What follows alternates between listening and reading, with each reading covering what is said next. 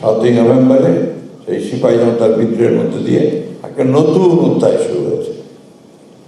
এবং শহীদ প্রেসিডেন্ট জিয়াউর রহমান সবসময় যে কাজটি করেছেন, বিভক্ত জাতিকে এক ঐক্যবদ্ধ করার চেষ্টা করেছেন এবং সফল হয়েছে। এটা তার সেই সময়কার একটা বড় সাফল্য বলে আমি মনে করি। আমি শহীদকে দেখি তার যে দর্শন, বাংলাদেশি জাতীয় দলের যে দর্শন, তার সঙ্গে পলিটিক্সের তার যে কাজ, এটাকে আমি বলতে চাই পলিটিক্স অফ রিকনসিলিয়েশন, অর্থাৎ সকলকে নিয়ে একসাথে কাজ করার এবং একটা রিকনসিলিয়েশন করে সামনের দিকে এগিয়ে যাওয়া, অর্থাৎ ঐক্য করে সামনের দিকে যাওয়া। এটা ওই সময়ে সবচেয়ে বেশি কাজ করেছে।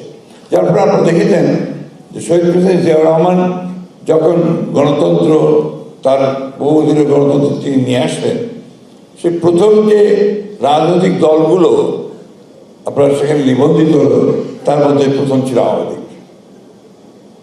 কারণ আওয়ামী লীগ তো ছিল না, আওয়ামী লীগ তো প্রভাবশালী লীগই ছিল।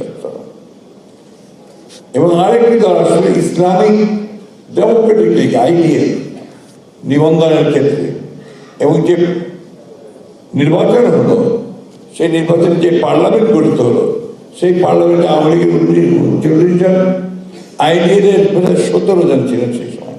আমার যদি মনে করে, আমার ঠিক মনে নেই, হয়তো কম হতে পারবে, মৌলানা আব্দুর রহিমের নেতৃত্বে। এবং সেখানে মোহাম্মদ দোহা, চরমবাম, রাশেদ খান মেনন, সুরজিৎ সেনগুপ্ত, প্রফেসর মুজাফর আহমেদ, সবুর খান, শাহজুর রহমান, অর্থাৎ গোটা বাংলাদেশের সমস্ত রাজনৈতিক নেতৃত্বকে নিয়ে একটু নতুনভাবে ঐক্যবদ্ধ করে তিনি এগোতে চাইলেন তার বাংলাদেশি জাতীয়তাবাদ নিয়ে। আমি ওইভাবে দেখার চেষ্টা করি। আমি সেজন্যই বলি যে নেলসন ম্যান্ডেলা ঠিক যেভাবে তার শত্রুদেরকে নিয়ে, রাজনৈতিক শত্রু প্রতিপক্ষকে নিয়ে, সবাইকে নিয়ে কিন্তু পলিটিক্স অফ রিকনসিলিয়েশন শুরু করেছিলেন, আমার প্রেসিডেন্ট সাহেব জিয়াউর রহমানও কিন্তু সবাইকে নিয়ে সেই পলিটিক্স অফ রিকনসিলিয়েশনের কাজটা শুরু করেছিলেন।